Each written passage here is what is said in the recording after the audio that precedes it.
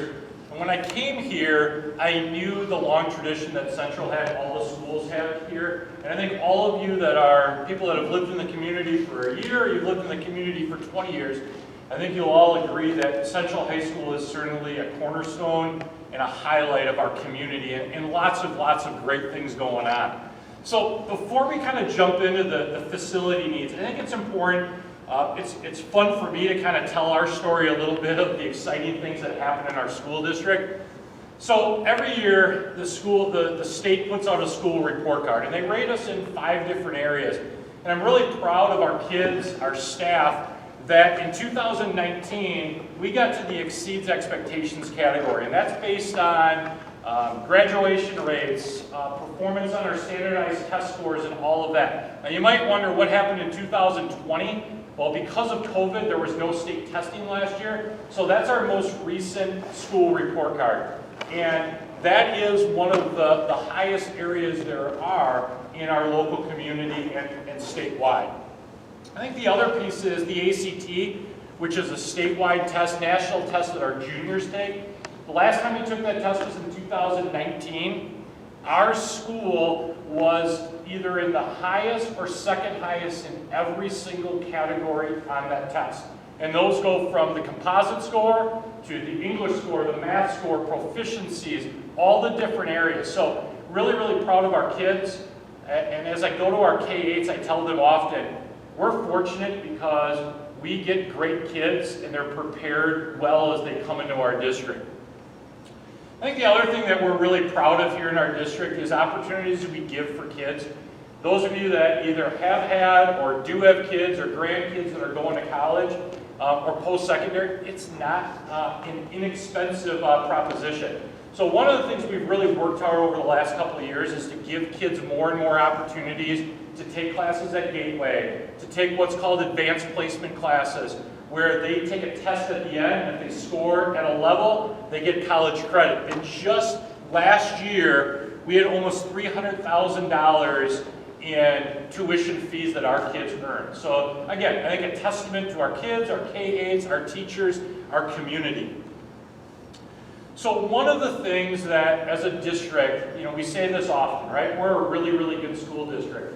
But as somebody who has a son that just graduated from college, a son that's a junior in college, and one that's going to be going next year to college, it's great to say, well, how did we compare against Waterford? How did we compare against Wilmot? But the reality of it is our kids in 2 years, 4 years, 6 years, they're not just competing against kids from the surrounding areas. So we've got to continue to look at adding new programs for our kids. And I could give you countless examples, but one that I think is our most recent is our board just approved Project Lead the Way, which is kind of it's a science, math, technology curriculum. So next year we'll be adding 2 courses in biomedical science, 2 courses in engineering, and then the following year we plan to bring computer science and take some more science and anatomy classes even further. So I think I guess the purpose of this is just for all of you to understand that although we're a really, really good school, great school, whatever adjective you want to use, we're continuing to look at what more can we do. And you'll see in a little bit that one of our needs to continue to add programming, infuse more technology is there are some facility pieces that kind of come with that. Now those of you that aren't regulars at our board meeting or maybe doesn't have a kid in there, one of the questions I think people should be asking is, what's the projections for enrollment, right? We're talking about adding on all of these different things. Well, if you read the newspapers, the majority of school districts across the state are declining enrollment. We, fortunately, are not one of those. Just in the last 4 years, we've picked up 60 students. We're projecting without any move-ins in our district next year, no increases in open enrollment. We'll be plus 30 kids next year. So we are 1,148 as of today, 1,148. We anticipate that potentially by next year, but certainly the year after, we'll be at a school of 1,200 kids. So we start talking about needs, facilities, spaces, a district that is certainly growing. I won't read you all of these, but I think depending on your involvement, your kids' involvement, grandkids' involvement, the academics are utterly important. but we also think that kids' participation and activity outside of the classroom are equally important. And one of the things we're going to talk about in a few minutes is just the ability to add more opportunities for kids, and the need for some of that is space. So I won't read you all of that, but we're really proud that 74% of our kids are involved in some extracurricular activity during their high school years. We've got an award-winning band choir, some service groups, and then obviously we've had some great success with our athletic teams. And we're talking to somebody as they came in, I can't remember what we kind of talked about. Unfortunately, our girls and boys basketball teams just ended up losing within the last week. So we're kind of, with COVID, the seasons are a little bit shorter, so we're kind of in a lull right now until we get ready for our spring sports. We'll be starting up soon. So I think one of the other pieces that I'm extremely proud of, I know our board's extremely proud of, is the work we've done in the last 2 years trying to get our operational and fiscal kind of place in order. So I think besides the question that I think everyone should be asking is, what's our enrollment going to be? I think the second piece people should be asking is, what are your operational needs? Are you coming back in the fall and then going to ask us for operational needs? And if you look down at the third bullet there, when I came in here, almost 2 years to the date, I was hired in late winter, early spring. One of the challenges that we were having was making sure that our operating budget was accurate and sustainable. So we've spent the last 18 minutes going through our budget with a fine-tooth comb, making sure it's accurate, making sure we're utilizing all the different grants and things of that sort. And we just about 4 weeks ago presented to our board our 2021-22 budget and our 22-23 projections. And we have a balanced budget for the next 2 years. And why that's important, I say the next 2 years, is the state operates on 2-year cycles. So I can't sit here and say that we're going to be, fine for 8 years, because we don't know what the state funding is going to do. But I will tell you, the next 2 years, we have a balanced budget. And we also look out 2 years beyond that with our state projections, and we look like we're in great shape operationally those 2 years behind. So what I will tell you today is, if you look at neighboring districts, Randall School District, Trieber-Wilmot School District, Salem recently, Wheatland recently, went to districts to ask for operational referendums. I will tell you that we will not be coming back out to the community in the fall, next spring, and saying, boy, we need now money to run these new programs. That's already all been taken care of and something that we're really, really proud of. The last bullet's important too, because I think as we start to talk about our needs, the district also set up a year ago what's called a Fund 46. And a Fund 46 is a long-term capital improvement line item or fund in our budget. So what we did for the first time this year is we put part of our operational budget into that Fund 46. So that means that in 5 years, when we have a roofing project, or we have replaced the turf on the football field, some of those things that aren't included in this referendum, we have a funding mechanism to take care of that, so that we're not going to have to come back to you in 5 years and say, well, now we have a new roofing section, we need to do that. So I think we have some immediate needs, but we also have a plan to be sustainable in the future. So you might say, well, what has the district been doing to take care of some of these issues? So over the last 5 years, we have updated our science labs. We've replaced some major pieces of our HVAC equipment, heating and ventilations. We've replaced some windows in and around our building for more energy efficiencies. We connected to the municipal sewer, our water service this past year, and we've replaced our water heating system.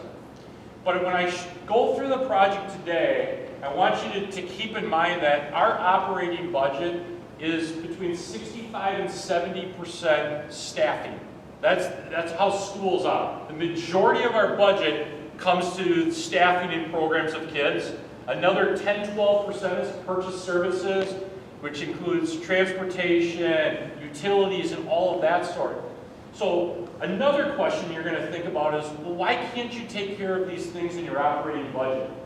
And I will tell you, 2 years ago, we did a pretty major roofing project, and we did 5 sections of the roof.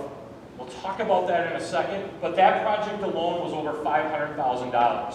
So the unfortunate part is, we've got a balanced budget. That's fortunate, that's the great news. The unfortunate part is, we don't have an excess pieces in our budget to take care of some of these larger capital needs and projects that we're going to talk about here in a second.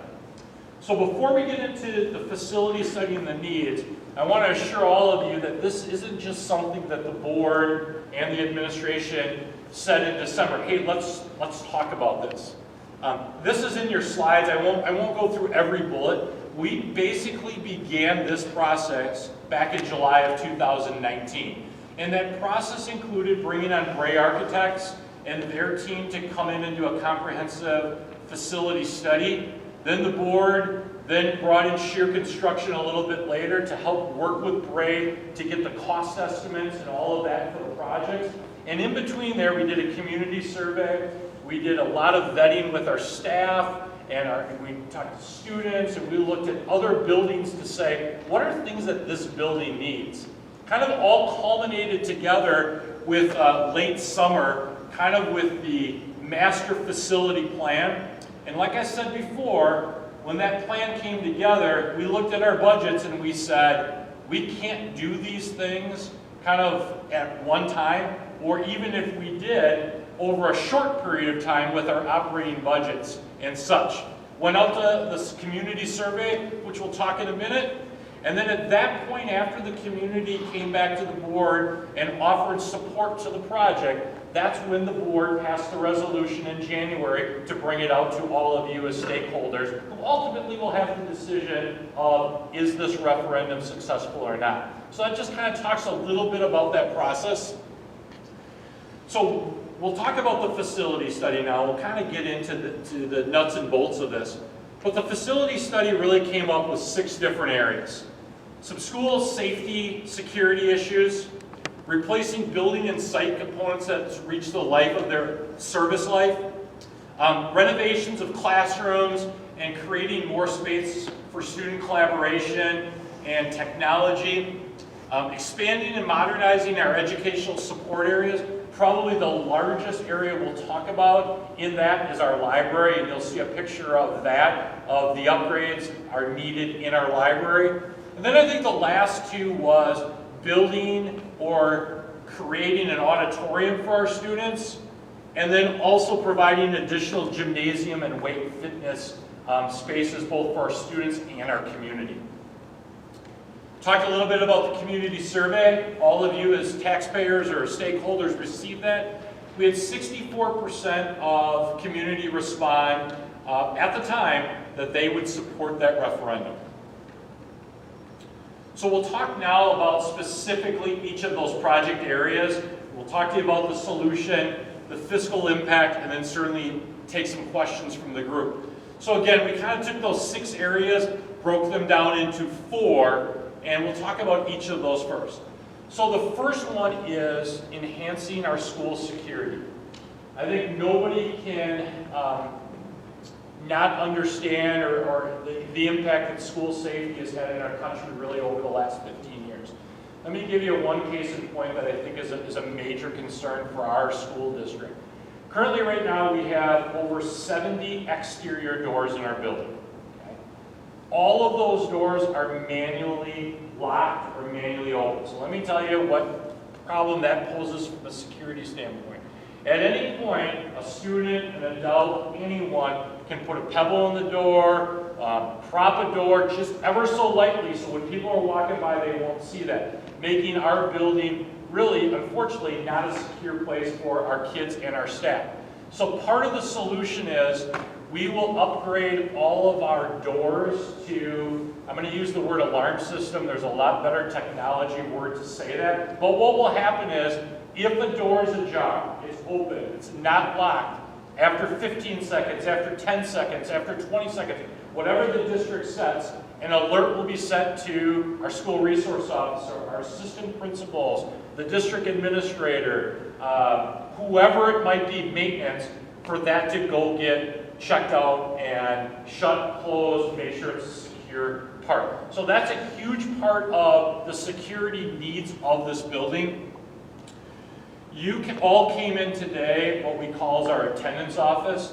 Anytime you have a building that has been added on, there's multiple entrances, multiple offices. So that is a secure area. People are buzzed to come in during the school day. But it's not connected to our principal's office or the district office. So one of two things needs to happen on a daily basis. If someone comes in to see a principal, assistant principal, the district administrator, in a normal year, guidance counselors, wherever it might be, our secretary at that spot has to leave their post and walk the person to wherever they have to go. Or the district, which we don't do, could allow people to just get in through those doors and have full reign of the building. So one of the reasons we're looking at doing it is modifying our main entrance, and there's some additional benefits of some consolidation of services that we're excited about, and we'll talk about that in a little bit better. Revise our drop-off and pickup areas. We'll talk about that in the picture, but you can imagine in the morning, we've got buses and traffic in the morning and kids on the side. We're very fortunate that we have not had any major accidents out there, but we would like to find a way to separate our bus, our student, and our parent drop-off. Upgrade and add security cameras and some lockable interior doors, because right now we do not have the availability on a night like tonight, where if we have the gym filled with community events, to secure different areas off in the building. So that's a big part of the security that we have. And last but not least, minor, but major when we talk about safety, improving exterior lighting. So the second one is probably the one that's, not that security is an enjoyable one to talk about, but this is the ones that, you know, we could sit in this room and we can't necessarily see all of these things. So we've got some building infrastructure needs, lighting, flooring, ceilings, and walls in almost every single classroom in our building. Could take you to a classroom, actually you'll see a picture of it. We've got classrooms that have wood paneling still in the classroom. We've got different, you'll see that stairwell down on the bottom left there that is not, from a safety and security standpoint, somebody could come through and fall. Treads and stairs that need repairs. So a lot of small things, but large composite things throughout our building. We've still got a fair amount of asbestos in our building. So what we've been doing for about the last 6 years is putting $20,000 in every year's budget to do a small section of a hallway. We're still not even in this main hallway. If you go up to the left, all the way down the hallway, we haven't even gotten through that hallway yet because, as we talk about operational budgets, to be able to do a project like that could be $250,000. Well, operationally, we don't have that, so we're segmenting it by $20,000 a year. Some updates of plumbing, heating, ventilation, and electrical systems. As you all know, the last 2 weeks have been very trying on that. We have gone 3 nights in a row where we had a boiler stop, where our maintenance person had to come in at night, re-kick it in, and restart it. So we've got some end-of-the-life service on some of our major heating equipment. And then we talked before about roofing. 30 sections of roof here in this building. We did 5 2 summers ago. This plan would allow us to take care of the next 5 to 6 years of roofing needs. Again, kind of the scope of the project, and then we've got some funding mechanisms that will set it up for moving beyond that time frame. That would free up some dollars for that. Modernizing educational spaces. Even though this one might be the most important one, I'm not going to spend a lot of time on this, but if we expect our kids to go out and collaborate and work together on all of those life skills that are needed, you could walk in probably 80% of our classrooms and we have the traditional desks, and not to put Mr. Watson on the spot here, but Mr. Watson was a teacher here, that a lot of the furniture that we have in our building, the lockers that we have in our building, those key areas have been in existence in our building for 25 to 30 years. So not only does it need to be replaced, but we also want to bring in some more collaborative furniture for our kids to be able to work together. And then we want to modernize our art, choir, and family and consumer ed areas. There's a picture of our family and consumer ed area. You can see that area right there. If 24 to 25 students are trying to get in that space to do a culinary lab, that space is really the size of one classroom. So we want to be able, there's just one example, to create some more spacious places for kids, but also some more modernization to give kids those chances to explore some areas. We talked a little bit about the library. I think we would all agree that if we look at a picture of this library, walking down there tonight, this library looks the same as what this library looked like probably 20 to 25 years ago. And I think we all know that libraries of 2020 are far different than what libraries looked at in the 1980s. We want to create a place that has breakout rooms for kids, increased technology, different things with, it's called Makerspace, opportunities for kids to build, to collaborate, work together, small groups of kids to come in, work on projects, work with teachers. So we would use this blueprint, meaning the space, and basically kind of, for lack of a better word, kind of gut the interior and rebuild a library that is better suited for the 21st century. So the last one are kind of the big items, right? You are sitting right now in our cafeteria. So one of the things that came out of our commons area was that this cafeteria space to accommodate 1,200 students is, quite frankly, it's too small. We serve 6 lunches. Our kids start eating lunch at 10 o'clock. We eat lunch all the way through 1 o'clock. So one of the needs of the project was, how do we create a cafeteria, a commons area that's bigger for students, right? Let them spread out. Let them not stand in line. You could come in to any one of our 6 lunches. It's a 30-minute lunch period. That's the entrance right in there to the cafeteria. That line will extend from where that door is all the way to where Matt sits. All right? So to create a better space for kids, a more spacious place, kids have more opportunities to eat, because really, quite frankly, it's a time of the day where it's their one time where some of the kids have some downtime.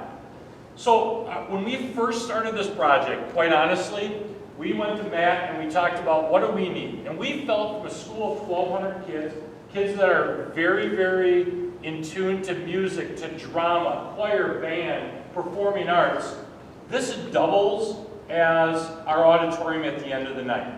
Okay? It also doubles as our cheerleading space and all of that. So we said, we felt, how might we explore an auditorium? So our original conversation was, and let me give one more piece and I'll tell you the original plan. We are also the only school in our conference that has one gymnasium. And what does that mean? Well, it means this, that on a given night, so 2 weeks ago when we were in full-fledged with cheerleading, poms, dance poms, girls basketball, boys basketball, we would have teams practicing beginning at 3 o'clock all the way till 8:30 at night. We had freshmen basketball players who were practicing from 6 to 8. So one of the things is we looked at is how can we create more space, not only for our athletic teams, but I'll give you a point. John's in the back there, and John will get frequent questions from kids. Our kids right now are playing paddleball, which is kind of like badminton. We'll have frequent kids that will come to John, come to our principals and say, hey, could we have an intramural program after school where we could have paddleball, pickleball, badminton? And unfortunately, John has to tell those kids and say, sorry, we can't. We don't have the space. We don't have the space. We have a basketball team with 13 varsity basketball kids. We have kids that want to participate in intramural basketball to get involved, but by only having one gym, we are fighting over space and taking that space to 8:30. That's not even to talk about some of our youth theater programs, community groups that may want to come in, and it's not just about sports. It could be an exercise group that wants to come in after school. So for a school of 1,200 kids, our belief was we needed an auditorium and we needed a second space for sports, athletics, activities, PE classes during the day. We have 4 PE teachers. So there are some periods in the day where we've got 4 teachers in the gym and in our weight area. So when we went to Matt, and I think this was before maybe Ben came on board, we said, that's kind of our need. So our original thought was, boy, how do we expand our commons area, our cafeteria, build an auditorium, and another gym. And we're going to talk a little bit about a solution in a little bit that we're really only adding 2 spaces but getting all 3. So I just want to kind of give that picture in mind of some of the planning that went in to do that. So I just talked to you a little bit about the performing arts. We sometimes do concerts in our gym. We sometimes do concerts in here. And although this is a space that is certainly doable with a stage, it's not a space that has great acoustics. And those kids that are working as hard as any other students, the availability to have a space to showcase their talents, to participate, for parents to come in, it is our belief that that is something that our community, our kids, would benefit from, and also would benefit our community potentially with other activities that might go on, outside groups that might come to there. I talked a little bit about the cafeteria already. So now I'm going to kind of talk to you about the solution. Talk to you a lot about where the needs were, but I want to just talk to you a little bit of what our solution is. And again, kind of focusing on those 4 areas. So I know this might be hard for you to see in the back. I think you have a picture of this, so I'm going to kind of walk you through each of the solutions and just show you how much of that is very well connected. So I'm going to start with section 1, and this is right now where our student parking lot is. No, I'm sorry. This is our front entrance right here, our student parking lot on the side, and such where we get in the back. I'm going to say that again. I got that wrong again. I got to get my bearings here. Front of the building, student parking lot right here. We call this the west parking lot, back of the building. So we've got, if you won't be able to see it tonight, but if you go out and you look at our parking lots, if you look at Falcon Way, which connects the back of the building out to 83, we have some significant issues with our hardscapes out there. And what we've been doing for the last 2 to 3 years is we have been patching every summer, every fall, only to turn around to have to do it again. So part of the solution here is in areas where we need to grind it down, we will do that.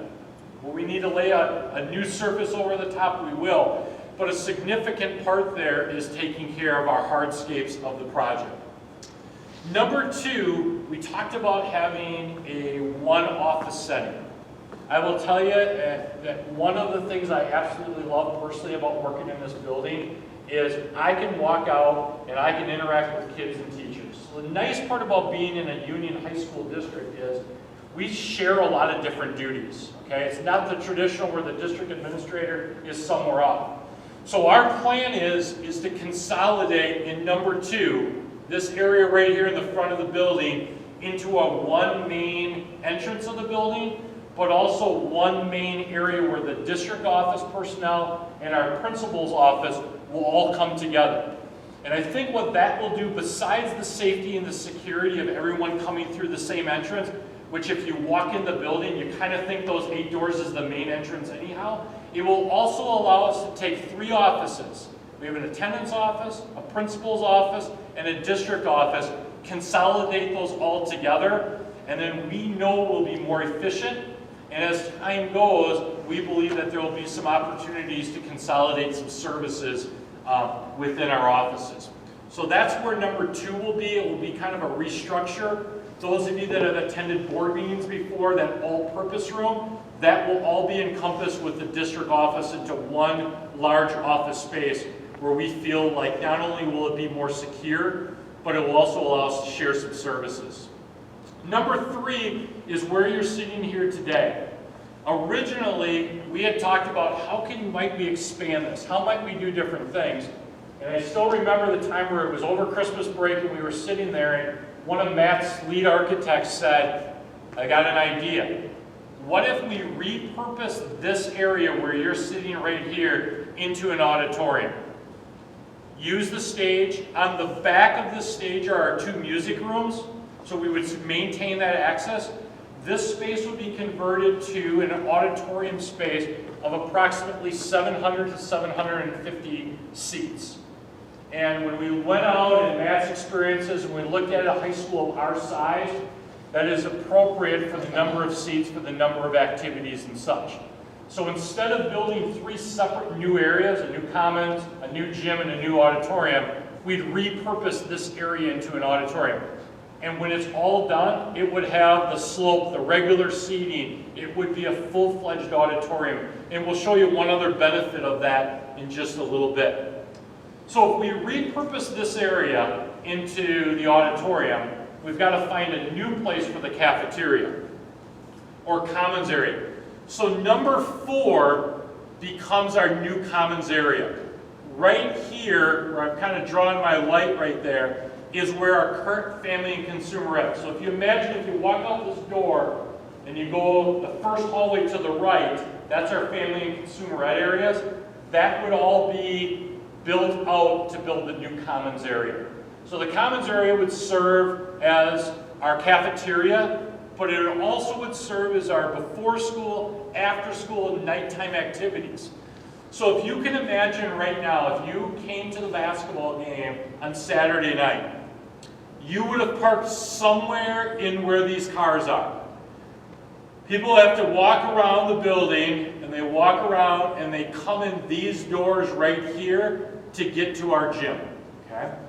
Where the new commons area is, this, where the arrow is pointing right here, will be the entrance to all after-school activities.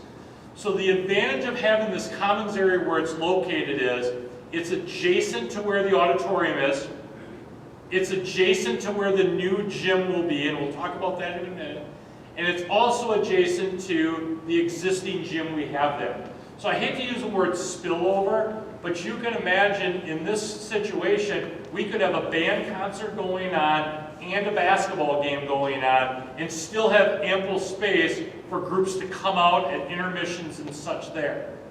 It would also double, as we talked about earlier in the presentation about safety and security. This back area would be where the buses drop off in the morning. Student parking lot is separated away from there. So any student that drives or any student that's dropped off would enter through these doors here into our commons area.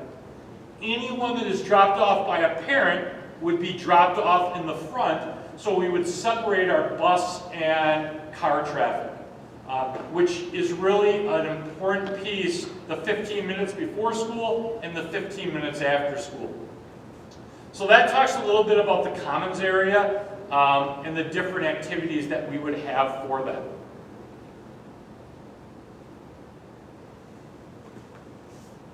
There we go. Number 5. So I told you right there, that's where the kitchen is. So one of the great parts of this plan is here was the existing cafeteria. Here's the new commons or cafeteria area. So what we'll be able to do is instead of building a brand new kitchen and all new equipment, we'll be able to take, instead of it being the entrance this way, we'll be able to have the entrance going this way, all right? So there is some remodeling in there. Some of it is age of date of equipment, but some of it will just be the new traffic flow. But it's considerably less than saying we're going to build a brand new kitchen with all the duct work and all of the work that needs to be done. We're just going to repurpose it and turn it so it would have access now to right here. There's our current serving on this side. Current serving will now embank both of those. Number 6 is the added gym. So as we went through the process, probably a question that people have asked me is they said, well, why didn't you just build a field house? Why are you building a brand new gym? Well, if you go into our existing gym, a couple of problems we have. First one is on the home side of the bleachers cannot be pulled out all the way. If the bleachers are pulled out all the way, they go onto the playing surface.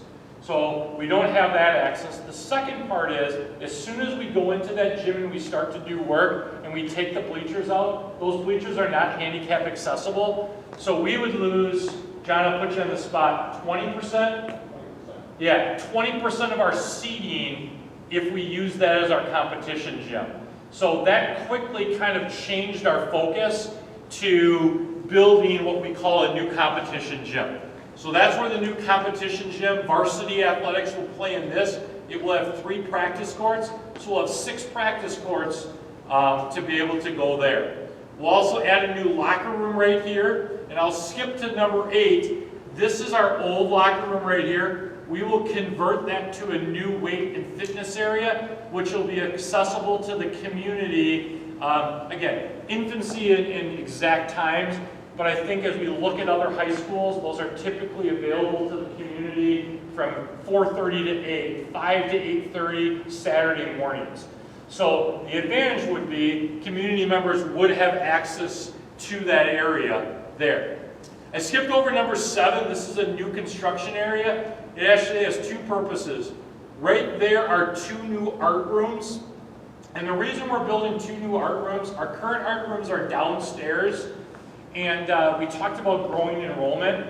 And instead of adding new classrooms, what we're going to do is, we've got some pretty outdated, dated art rooms down there. So we'll take those 2 art rooms, we're able to convert those into 4 classrooms, which will provide us more classroom space, build the art rooms, which will allow them to start to integrate with our technology and our tech areas. So we really felt that that would increase some of those possibilities, because what art looks like in 2020 certainly is different than what it looked like in 1980, and we believe with technology will look even further different as we go. The other part of this is 2 add-on programs that are currently off-site that we're bringing back into our program. One is Alt Ed. Currently right now, Alt Ed kids that are credit deficiency, maybe in the mainstream classroom, they're just not doing real well. Right now we send those students off-site. Those students are in our building for half the day they leave to go do credit recovery, credit pickups, and things like that. Bringing it onto our site will do 2 things. Number 1, it will give them more flexibility to get in and out of regular classes. We won't have to transport them to another spot, and we won't have to contract with somebody else. They're our students. So the board's already approved this plan for next year. We didn't do it for this reason, but it is a cost-saving measure for us. The second part of number 7 is an 18 to 21-year-old special education program. All right? Again, we didn't do this for this reason, but by law, we are required to educate our special education students through the age of 21. Currently, right now, we don't have a program dedicated to them, and quite honestly, we have 5 or 6 students right now that are attending different schools because we can't. So again, we didn't do this for the money reason, but bringing it on site, we can do better things for our kids who live in our community, who we can do work relationships and get them in our community versus putting them in a community where they don't live. So that space right now is an added space for current programming that we don't offer here on site. Talked about number 8. We talked a little bit about number 9, the renovation of the library, making that a more modern space. Family and consumer ed. Because we're building the commons out from that area, and our family and consumer ed area is quite frankly too small, that will be relocated to this area right here, which is our current area of where our guidance counselors are. And our guidance counselors will just shift over into this office right across from here, which is our principal's office. So we won't be creating a new space for our guidance counselors, just transitioning them to as we create that main office space. And last but not least, you'll see dotted lines all the way around that project. Every classroom in this building will be touched in some form or another. Flooring, to lighting, to ceiling, to walls, new furniture. So every single classroom will be touched, will be enhanced, will be improved. And then number 12 just talks a little bit about our basement. Again, that's where our math areas are. We talked a little bit about that art rooms. That's how big our art rooms are. We'll be able to put those into 4 classrooms. Our world language, foreign language, will end up going downstairs. Right now they're scattered throughout our building a little bit, so we'll be able to build some cohesiveness there. And again, all classrooms being touched. So, all of this doesn't come without a price tag. You've all seen the dollar amount. It's a significant dollar amount. We understand that. $39.6 million. I'm going to kind of go to this slide right here. just to give you a little historical of our district. If you look back at 2013-14, our district's mill rate was $4.51. So what that meant was, if you had a $200,000 home, you were paying $902 to taxes to support Central High School. A $200,000 home in 2020-21, you're paying $614. Now I understand property values have increased over that time, but I will also tell you that we're unique in a lot of areas, that a lot of our equalized growth isn't just individual properties going up, it's new constructions, both private and commercial. So how does that compare to your neighbors across the road to different communities? Our current mill rate is $3.07. State average is $3.23, and this is for Union high schools. Union Grove, $3.25. Lake Geneva, $3.76. Lake Geneva is actually going for 2 referendums in April, an operational and a facility, so that does not account to their referendums. Waterford, $3.94, who recently, 2 years ago, passed a facility referendum. Nicolay High School, $4.49, and our neighbors just to the west, Wilmot, $5.26. So a home in Social Central, $200,000 home, currently right now paying $614 for taxes. When I say the same $200,000 home in Wilmot School District is paying about $1,050. So a credit to our board, our local governments for bringing in more equalized value to our communities. So what does the referendum mean to you as taxpayers? So it's a 20-year loan. Currently right now we're working with Baird Financial. We are projecting, when we did this 4 months ago, we used interest rates of 3 to 3.25%. Interest rates are still significantly below that, but those are the figures that we're basing it on, and we're also increasing our equalized value by 4%. The last 2 years we've been at over 7 and 8% over those years. So very conservatively, but we want to make sure that we're honest and give those numbers. The impact would be 59 cents. So if you're the owner of a $200,000 home, the estimated tax increase would be $118, or roughly $10 a month. So if we factor that in, well, what does that do to our mill rate? And sometimes you'll see districts say there's no impact to taxes. And years ago I used to think, well, how in the world can that be? Well, the reality is some districts have debt that's falling off and they just replace it. So sometimes I say, is that really 100% there's no impact? No impact from the previous year. So I'll show you that we will have a 59-cent impact. We're going to be honest and forthright of that. But what I will tell you is that tax rate is almost identical to the tax rate back in 2017-18. So it is an increase there, but if you look at it longitudinally, it takes us back to about where we were in 2017-18. So one of the most common questions I've been asked, and then I'm going to let you ask questions of me and Ben and our board and Matt, is why now? John, we're in the middle of a global pandemic. We've got all of these different things. So I think it's a great question, but I think, and I'll come back to the actual question, but I will tell you that interest rates are at an all-time low. We did some calculations that for every 0.25% interest rate, so if we waited 3 years to do this, it's about $1.3 million of interest costs.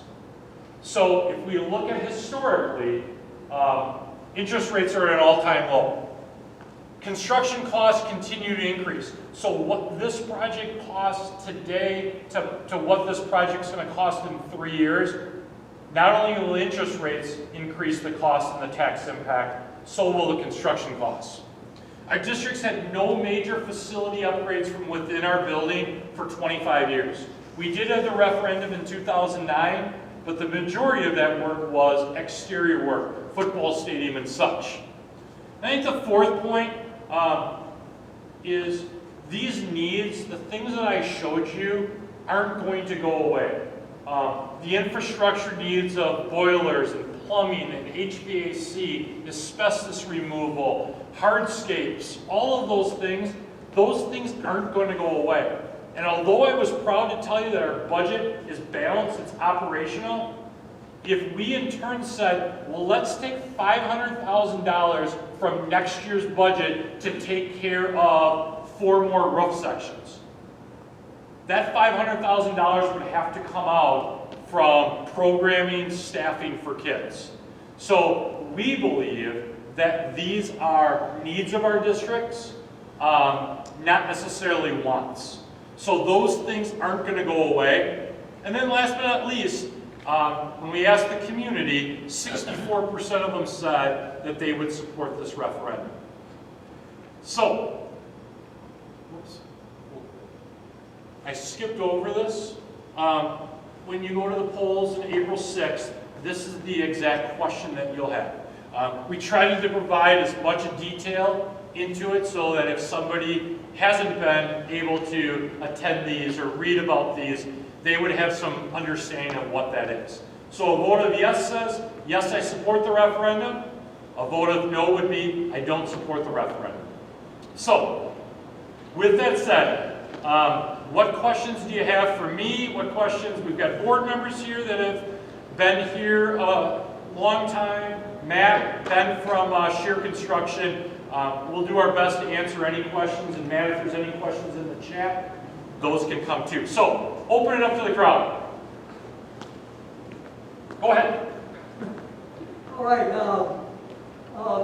What a very bold and actually dynamic undertaking here, no question. And what is kind of, in my thinking, not deceiving, but in your piece here, I've been here in this community for almost 30 years. And to state that we haven't put any money from 25 years into this building, yeah, we have a new football field, and he was a coach here, but he was a coach there, yeah.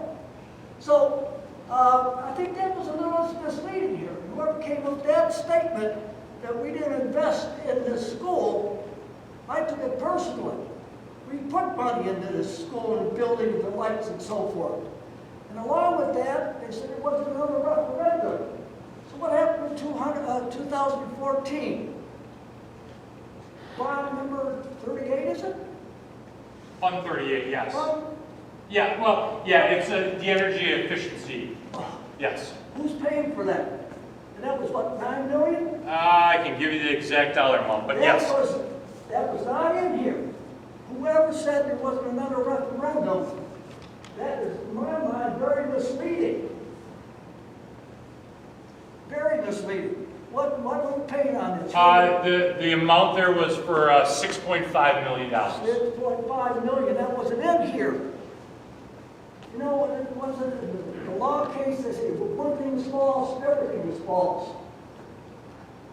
And, you know, and a couple other things here that just, you know, you got to be more frank. It's exciting, and I'm for a referendum. I am. But not this referendum. I think the school board should re-examine what came down. Something was deceiving in here. And if this gets out to the public. And the other thing that's really galling, asbestos in the building. How many years? We spent millions on hallways and windows. You got asbestos that could threaten somebody's life, a kid's life, staff life. You know, and here you are, architects over here, and building construction over here. What are we doing with all this asbestos still in the building? Again, I'm for a referendum, John, but not this referendum. I think if you go back and re-examine our priorities, we got wonderful athletic programs, the band's excelling, everything's excelling. But this here, boy, we got big money on the table, we got a lot of things and they're exciting. But again, not now. Again, the pandemic, we brought that up and so forth. We got a lot to be concerned about. But I really felt that this piece, there was a guy named Robert Moses. Ever know Robert Moses? called Power Broker. And he set up referendums and authorities in New York City.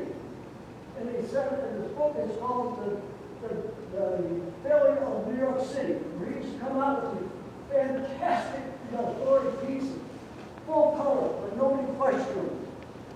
And I'm excited for a referendum, but not this one, guys. And I think by leaving that information out, that $6.5 million, by the way, that was for lighting, that was for hall, that was for infrastructure. I mean, come on. Very significant. I don't think it was an oversight in some regard. So that's all I got to say. Well, I can take the first shot at responding to that. So the first thing I would say is the $6.5 million in the energy efficiency exemption project. Yeah. That does not require a referendum vote. So Hey, you inferred it does you're not. You're playing words here, fella. You're playing words here. Well, The taxpayers got to pay that money, not even with the resolution, because there are a NAN. The taxpayers still got to pay that $6.5 million. Would you like me to respond, or do you want to? I'm going to attempt to respond, but please don't cut me off, because the others I think would like to hear the answer. Yeah. Is that fair? Go ahead. Okay. So, again, you said it was a referendum. Just to be clear, it was not. The requirements for the state of Wisconsin did not require a vote, a referendum to be held to make the $6.5 million of investments. Those investments have gone a long way to reducing the dollar amount of this referendum. Those investments were phenomenal. You notice when you look at the floor plan that there isn't investments being proposed for the tech ed wing of the building, so the farthest end. That was investments that those improvements were made, and they're benefiting students every single day, and we're not going to double down on those investments. We're only looking at making additional investments in areas that weren't addressed by those dollars. So it's, again, everybody can have a different opinion. It's just not, I don't think it's fair to suggest that the district is misrepresenting anything. That wasn't a referendum project. It was funded by a different tool that is no longer available in the state of Wisconsin to school districts.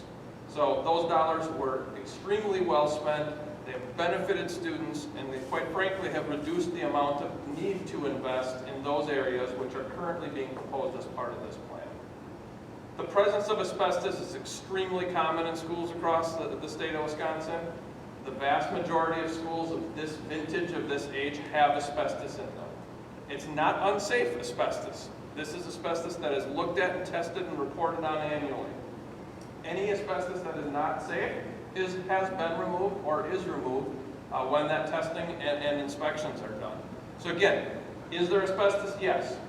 Many schools, I'd venture to guess almost every school of this age has some asbestos left in it. In pipe wrap on the walls, in the floors.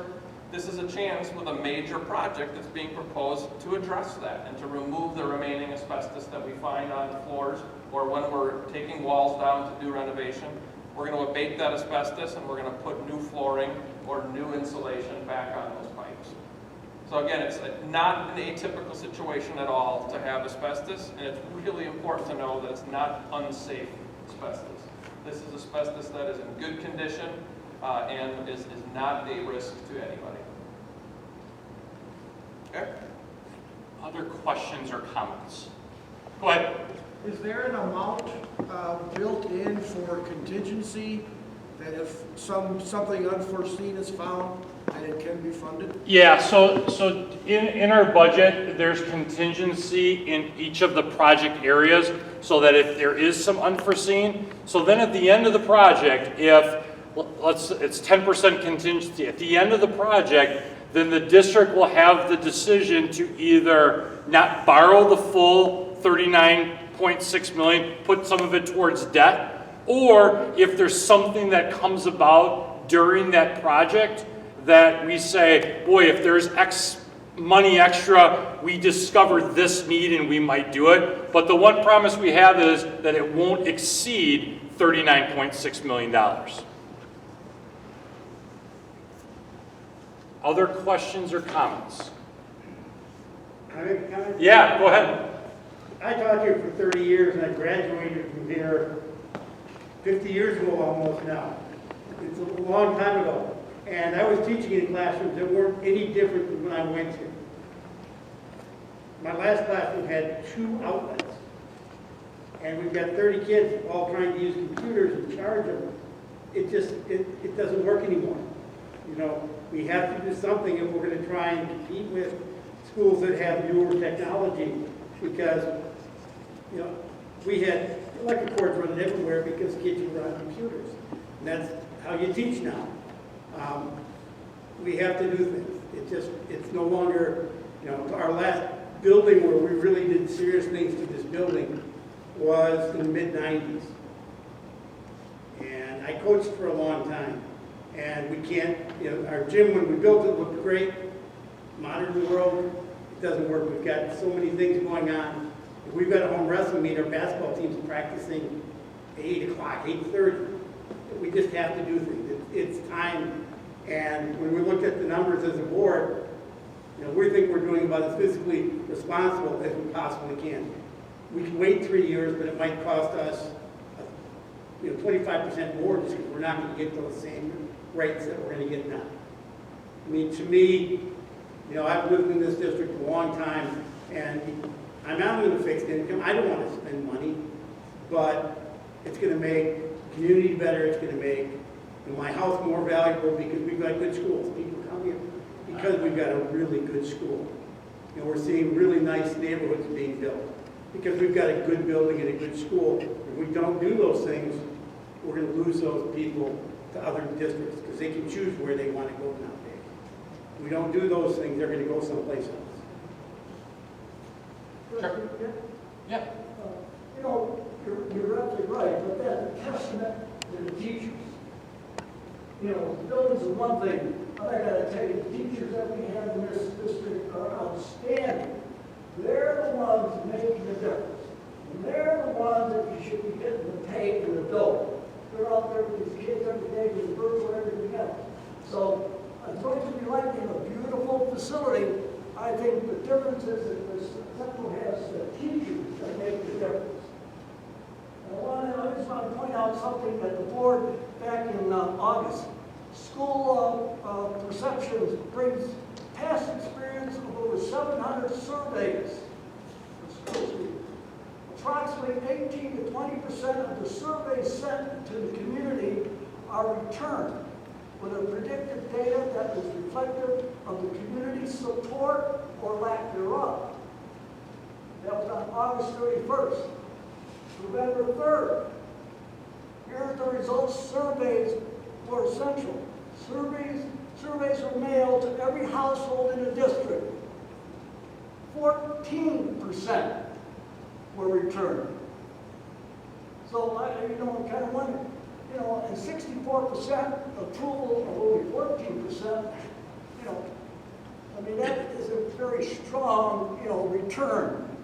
And if I could just speak to that, because I know that was one of the questions our board asked school perceptions, and what they said was, as soon as you can get over 12% of respondents, I mean, obviously you're right, if we had 30%, right, I mean, the more, right, but they felt that through all of the studies that they did, because it was a question that Steve asked, that our board asked, was they felt that it was a predictor of where it was. And again, and that was the part that the idea of the school perceptions was to be able to see, would we forward it? We know that ultimately this decision is going to go to all of you. The school perceptions was just to say, does it go on to the next step of the process? But it was kind of revealing that, you know, they say the history of the 700 surveys, 18 revealed. And our return here, and it's indicative of the tents tonight, maybe there's more on the viral going on, but... What's it indicative of? What? What's it indicative of? A lack of interest, or maybe lack of communication. Or complete compliance. My family didn't want to come tonight because, of course, they're going to vote for it. So don't read into attendance as a negative. You don't know that any more than the meeting of the 18%. Well, you know, it is what it is. That's a fact. It is That's what why it we'll is. have a referendum. Yeah, it is what it is. Any other questions or comments? I have been a part of the school since my kids went here in the 80s. And I want to tell you that Mr. Jedrin and the board have worked really, really hard to get something done that nobody nobody has done for a lot of years. And they have worked really hard. He cares more about kids than anybody I've ever had seen in his position here at Central. These kids, they're asking to have things done for kids that have never been done before. I watch kids, I stand here, I let 10 kids get to eat lunch because they have to stand in line because they can't get in the cafeteria. I watch kids practice at 6 o'clock in the morning and go to 9:30 at night because they don't have the facility. I come in here to watch a program that we don't have an auditorium for, that other schools do. We're the only school that doesn't.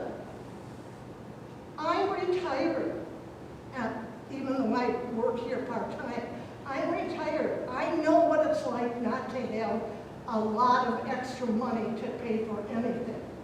But if your kids aren't important, and I'm sure, did you have kids that went here? They graduated from here. Huh? They graduated from here. Okay. My kids graduated from here. My daughter standing on that stage. My son played basketball and every other sport. I'm saying, why is our school any different than Wilmot, who could pass a referendum so that they could have an auditorium that's state-of-the-art? Those kids that are up on the wall there are just as important as their kids were. And if parents, I asked kids at lunchtime, what did you get for Christmas? And they said, I got a cell phone. How much was your cell phone? My cell phone was anywhere from $500 to $1,000. If they can pay that for a child's phone, why can't we pass a referendum for $177 a year to pass and have a state-of-the-art school? Because guess what? If this school doesn't get the things that it needs, you know what's going to happen? They're going to end up building another high school, and it's going to be brand new, and it's going to cost zillions more dollars. Please, go home and think about your children. Think about what you can say to your neighbor to help pass this. Because even as a retiree, even as a person getting Social Security, I would be willing to pay that kind of money to see that the kids got the things that they need here. So I want to be respectful of everyone's time. We kind of had told people it was going to be an hour. Ben and Matt and I, our board members, John will stick around if you have individual questions. We're happy to stay as long as you want to talk about that, but I want to be respectful to people's time in there. So I guess I'll end with, and also those people that are attending virtually, thank you for coming. I think the part is, our goal here tonight and the meetings we're attending is to educate. We know that each individual person has to make a decision what they feel is right, what's best for them, and we respect that. Our goal here tonight was to educate, to inform, to share information, and we appreciate your time to come in here. And my contact is in the presentation. Please contact me. If you want to come and see what lunch looks like during the day, anything, and friends, neighbors will do that. The unfortunate part is we're in this global pandemic, so it makes it a little bit harder to get people in during the days to see things. But if there's individuals that want to come in, we will make time for that. We've got on the back of your sheet a QR code. If you take a picture of that, fill out some reflections for us. There's paper copies. Or if you want to just contact me directly or go on the website and contact our board, we'd be happy to that too. So I thank everyone for your time, and like I said, we'll stick around here if you have any questions and be able to answer those. So thank you again for coming tonight. And stay safe.